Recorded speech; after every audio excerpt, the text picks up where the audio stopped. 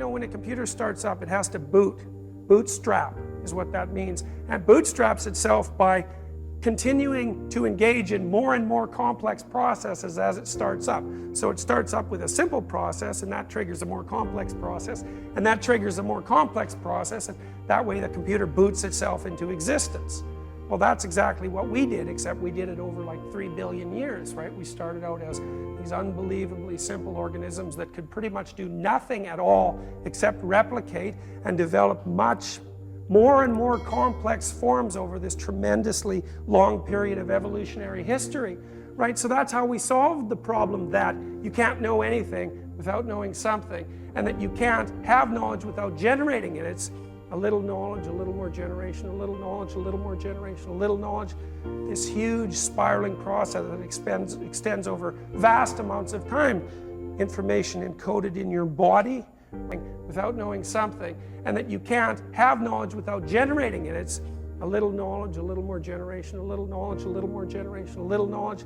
This huge spiraling process that extends over vast amounts of time. Information encoded in your body, right, as part of the nature of your being, and information encoded in your culture, reflected inside you and acted out in the world.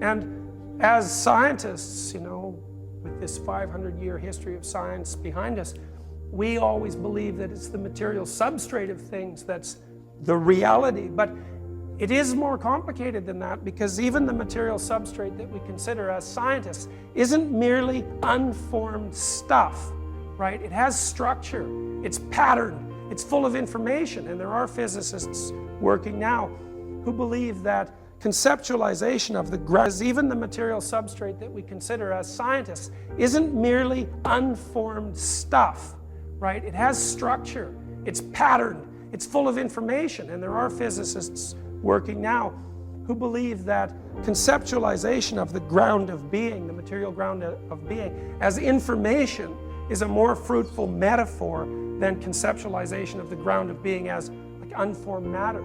It's not unformed, right? It's patterned and regular, informative, so that if you investigate it, it reveals order. That's not just a material structure. So if you go back to Democritus, right, the person who originated the atomic hypothesis, Democritus actually says two things, not one. He says everything's made out of atoms, little bits of stuff. But the other thing he says is atoms array themselves in space, array themselves. And what that means is that the atomic structure of things is patterned, and that the pattern is just as real as the atoms themselves. It's just as real as the atoms themselves. It's the pattern that's the knowledge, right? It's the pattern that's the information.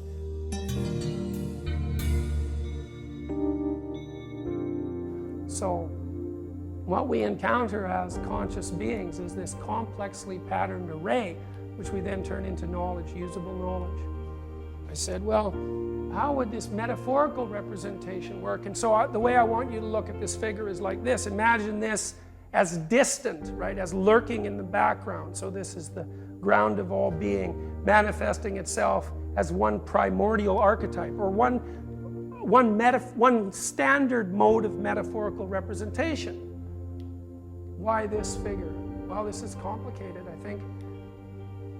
If you show men a picture of a beautiful woman with her eyes averted while you're doing a brain scan mapping of their nucleus accumbens, nothing happens. Approach behavior and pleasure. And approach behavior and pleasure are very tightly intertwined. If you show the same man a picture of a beautiful woman with her eyes locked on his nucleus accumbens will light up. Why is that? Well, it's partly because men are innately attuned to female beauty. Female beauty has a standard form, it's replicable cross-culturally, it constitutes the averaged human female form. But more than that, the gaze locking is an indication of shared attention, and it's also the indication of the initial establishment of a shared attentional space, and it's an invitation. And that invitation activates approach circuitry, even if it's just a picture. So, and you can see this if you walk into any drugstore or any drugstore that sells magazines. What do you see? Well, in the men's magazines you see an infinite array of beautiful women.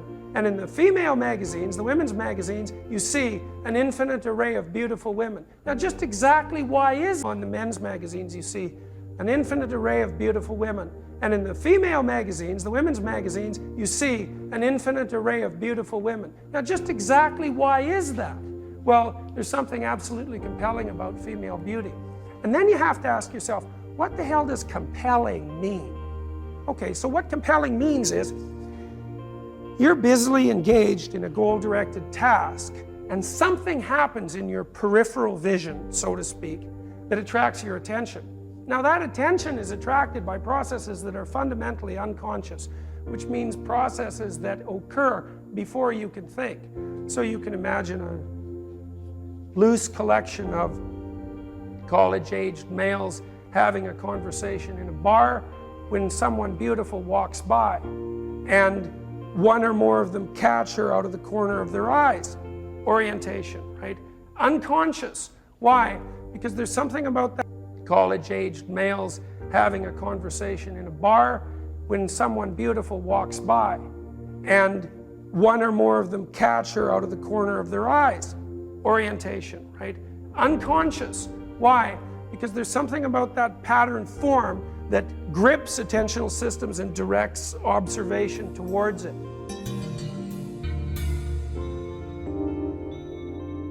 So then you think, okay, human beings are really, really complicated pattern processors. And you think, well, partly what we're trying to get a handle on here is the nature of the world. And partly what we know already is that there are aspects of the world that you can't understand always. And then you think, well, people are trying to get a grip on the fact that there are parts of the world that you can't understand, so that there's this transcendent element to being that always escapes encapsulation. How would you represent it? Well, it's the transcendent element of things that always attracts your attention or control. So a loud noise, or a scream, or the cry of a baby, or anything horrific, right? Blood, broken bodies.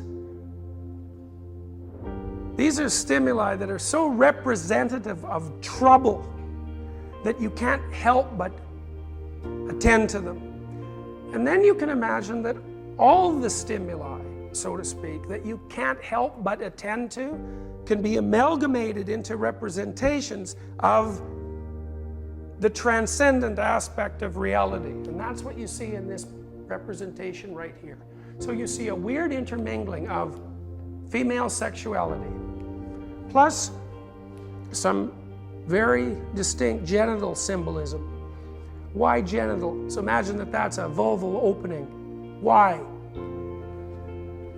Before we had any scientific knowledge at all, let's go 10,000 years ago, what new forms to be generated? How is it that mothers can give birth to children? How is it that one form that's complex and attractive and mysterious can give rise to another form? Why is that useful knowledge from a representational perspective? Because there's some association between the feminine form from a metaphorical perspective and the capacity for nature to give rise to new forms. And then you see a representation of a typical monstrous form. That's Kali, the Hindu goddess, the devourer. And in this representation, so she's like a more developed version of Tiamat. That's a good way of thinking about her. She's not so much unspeakable anymore. You could actually say a few things about Kali. You could say, well, she's like a spider because she has 8 legs and she weaves a web of fate. And you could say, well, her web is made out of fire because if you get too near to her, you'll burn up. And you could say she glares at you with destruction and has a headdress of skulls and that her hair is on fire. And you could say that she's giving birth to this guy as nature gives birth to human beings and is devouring him at the same time, intestines first. And then you could say, well, you could imagine that the first few people that made a representation like that shocked themselves quite badly, right? Because this is a representation of fear itself in a sense, but not exactly. It's also a representation of those stimuli that, if you're human, are going to make you both afraid and compelled, just like it's hard to look away from fire, even if it's burning something down that you wanted to have around.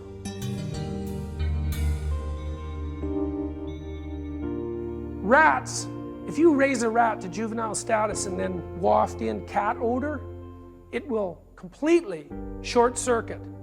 Why? Well, right, because the rat's never encountered a cat. There's something deep in the brain of that rat that knows something about cat odor, but it's never encountered a cat. So exactly what is it perceiving? Well, in some sense, I think the notion that it's perceiving is wrong. It isn't perceiving. It's just going like this. That's the representation. Well, and with chimpanzees who are more complex, there are other stimuli that evoke exactly that kind of response. Chimps don't like snakes. Dead or alive, plastic, rubber, doesn't matter. They don't like snakes. If you put one in their cage, they get as far away from the snake as they can, as quickly as possible, and then they look at it. Because I suppose if you're a chimpanzee, even if you don't like snakes, it's a good idea to know where they are, right? So it's simultaneously repelling, snake, plus attractive. Yeah, well, you better look at it and see where it's going to go. Chimpanzees don't like unconscious chimpanzees. So if you knock a chimpanzee out with anesthetic and you bring the body of the chimpanzee, masks made of chimpanzee faces. Well, 3-year-old kids don't like masks either. There are these underlying perceptual primitives, so to speak, that likely activate lower limbic mechanisms in our brains that say to us, this is a place, suddenly, where something unexpected that you probably do not like or will not like is very, very likely to happen. So you can imagine that an environment characterized by unconscious bodies or blood or the presence of spiders or snakes, etc., might be a place where a primate such as yourself may encounter things that they don't know how to cope with. Therefore, afraid, right? Same with fear of the dark. And then you can imagine that the dark is populated with all of these monsters of the unknown, and you get some notion of what's happening to children who are afraid of the dark. Why are they afraid of the dark? Because in the dark, which is the place you don't know, lurk things that could hurt a creature like sent to adult conversation and to television. Soon those limbic structures that are populating the darkness with unnameable fear start to populate it up with skeletons and vampires and monsters and so forth and so on, as the representational structures that the brain is capable of generating say, well, fear-inducing things are like that. They're bloody, they're dangerous, they look like serpents, they look like insects, they lurk in the dark, they sneak up on you, etc., all mangled together into some sort of monstrous form. Now I want to read you a story. All right, so let me give you a little background to this story. This story popped into my head in one chunk, like complete, which I thought was kind of interesting, but it was also a story that emerged in solution to a problem I'd been thinking about for a long time, because I was dealing with this guy who didn't want to grow up. So he's cooked into my head in one chunk, like complete, which I thought was kind of interesting, but it was also a story that emerged in solution to a problem I'd been thinking about for a long time, because I was dealing with this guy who didn't want to grow up.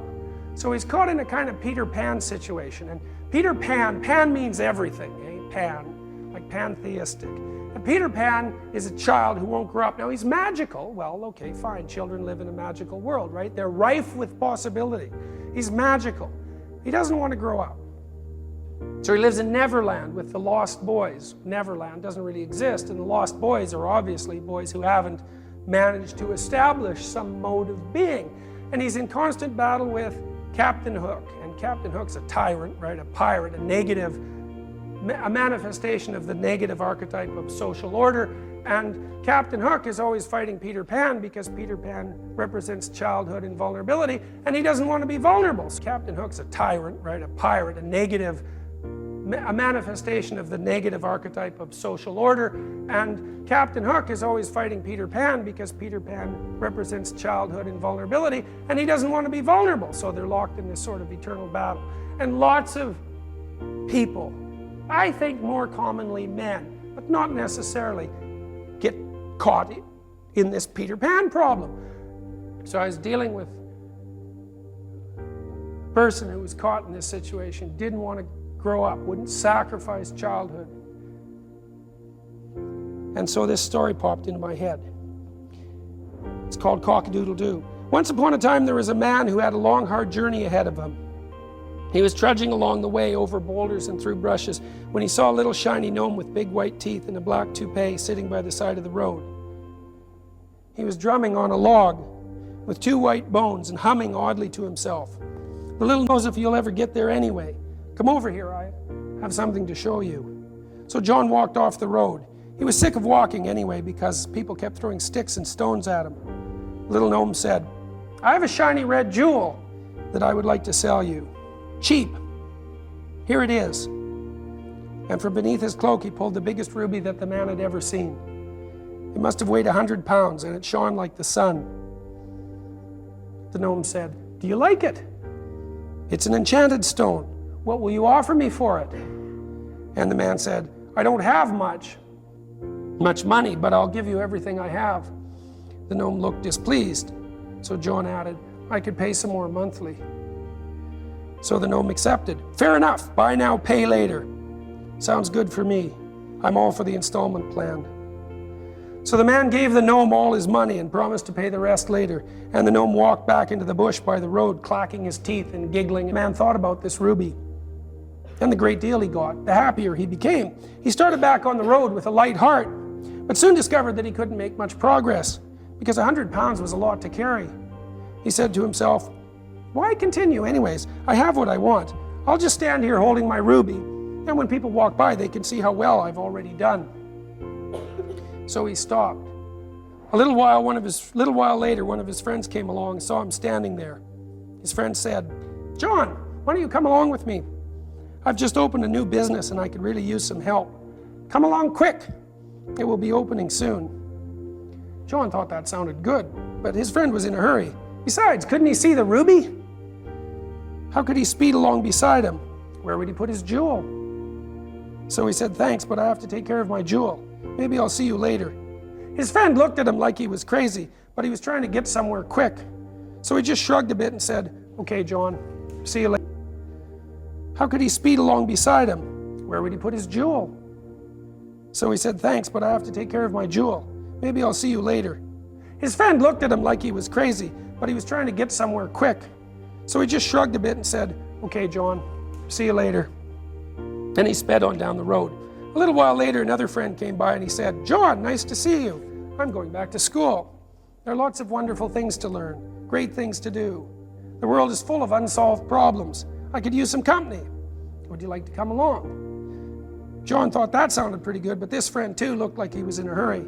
Besides, standing beside the road holding the jewel was tiring and he needed all the energy he had for that. So he said to his friend, thanks, but I have to take care of my jewel. Isn't it beautiful? Maybe I'll see you later. His friend looked at him like he was crazy, but he was trying to get somewhere quick. So he just shrugged and said, hope everything goes all right with you. See you later. Looked at him like he was crazy, but he was trying to get somewhere quick. So he just shrugged and said, hope everything goes all right with you. See you later. Many friends came and went, and the years went by. The jewel got heavier and heavier, but the man got more and more attached to it. The only thing was, nobody seemed to notice how beautiful it was. People would rush by and talk about their plans, and nobody had a ruby as big, and nobody seemed likely to get a ruby as big, and you'd think that someone might have said something like, at least, nice ruby, John. Sure wish I had one like that, but it never happened. Then one day someone new came down the road. He was bent over and he was thin and his hair was gray, although he didn't look that old. He was carrying a big dirty rock carefully in his arms and he wasn't making much progress. The strange figure approached and glanced up at John. Then he grinned and said, why are you standing there so stupidly with a big ugly rock in your tired old hands? You look pretty daft. I bet you have a rock. I have a jewel. The little gnome you described sold it to me, and he said it was the only one. I've been carrying it for 20 years, and I'll never let it go. And John said, but I've been carrying mine for 20 years too. It can't be just a rock. Rock or jewel? On and on they argued. Suddenly out stepped the little gnome, as if he'd never left. Only this time he wasn't so little. He was bigger and redder and menacing, and his laugh sounded like the rattling of chains. Quit arguing, you two. I've never seen a sight quite so pathetic. You're carrying rocks, both of you. And if you would have ever had the sense to put them down for a second or two, you would have seen that. Oh well, at least you were diligent. I played a mean trick. I feel bad. So I'm going to give you what you really deserve. Do you want what you really deserve? And John and the thin stranger nodded eagerly. Finally, they thought, you haven't seen anything yet. The road. He sat down by a hollow log and started to drum. He drummed and he waited, and he hummed an odd little tune. Picture of food feeds the whole hungry clan. The image of good makes the whole healthy man. Why walk for miles? Why do the work? Just smile the smile. Success, after all, is a quirk. Life isn't real. That's the message I give. It's easy that way. Plus, who wants to live?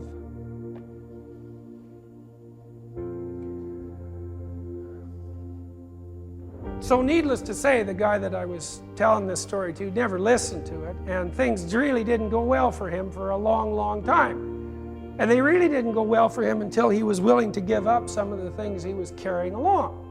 So he had acquired, for example, a number of things that he couldn't afford. And the fact that he was carrying them, right, education, for the image of success rather than the reverse, right? And he was completely irritated at the world because he had all these trappings of success, which no one he admired also admired, and he absolutely wasn't getting anywhere. And he thought that was tremendously unfair. But the truth of the matter was that had he put down what he was carrying for even a moment, then he would have been able to get to where he wanted to go. And that's a motif that succinctly and dramatically describes the necessity for sacrifice.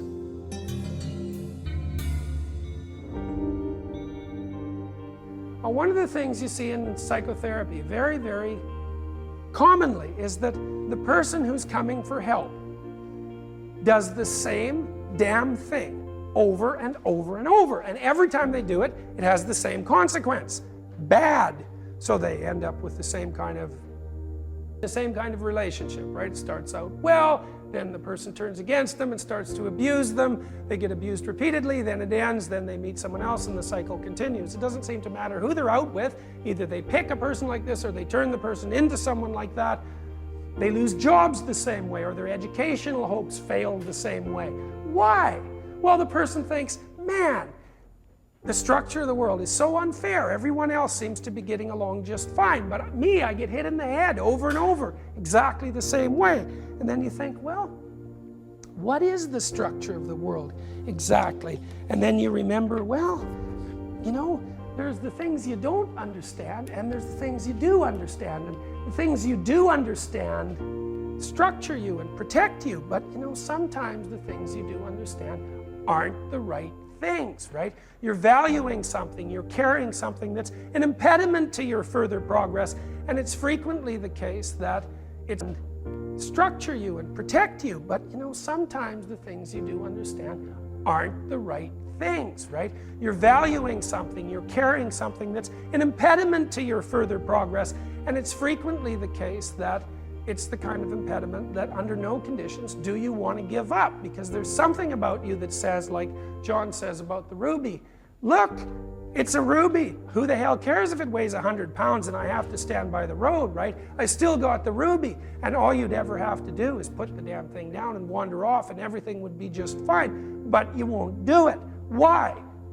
Because you don't want to give up what you know, because you don't want to sacrifice anything. Well, long before people had any psychological acumen or any psychological knowledge, they'd already figured out that if you were going to take on a figure like this and expect to get absolutely anywhere with her, right, the horrors of the world, you bloody well better be willing to sacrifice absolutely anywhere with her, right, the horrors of the world, you bloody well better be willing to sacrifice whatever's necessary to keep you going along your path, right? Unfortunately, the things that you have to sacrifice are often those things that you're most particularly compelled by or gripped by or value, the things that you want to give up least, which is why in archaic societies where all of this is dramatized, people sacrifice an animal that they value particularly. Or earlier than that even, a child that they value particularly, right? Dramatically portraying the idea of sacrifice. You have to give something up if you want to make an inroad on what she represents. And so then you say, the purpose of sacrifice is to turn the terrible aspect of the world into the benevolent aspect of the world. And this is Diana, not a Hindu goddess. If you make the appropriate sacrifices, then the terrible aspect of the world turns into the benevolent aspect of the world. And it is the case that even empirical studies of success indicate that intelligence is a handy thing to have, but hard work and dedication is a handy thing to have too. And what that means is that you're constantly willing to sacrifice the impulsive pleasure of the present for the hopes of payback in the future. For example, you sacrifice immediate gratification to obtain an appropriate social role, to take your place in society. It's definitely a sacrifice, right? Because you put off pleasures in the moment to obtain long-term stability and productivity, to turn the world into this. And so then you can say, this is how the world falls apart as it's explored, right? So first of all, there's the thing that you can't even name that only fills you with dread. The thing that you can't even name that only fills you with dread, but also with the sense of possibility. And that manifests itself in your life as something concrete that you don't know, promising and threatening. And that divides itself up into those aspects of the world that you value and admire and that hold promise for you, and those aspects of the world that don't. And that's a differentiation as a consequence of exploration. It's not a differentiation of the world into objects, though.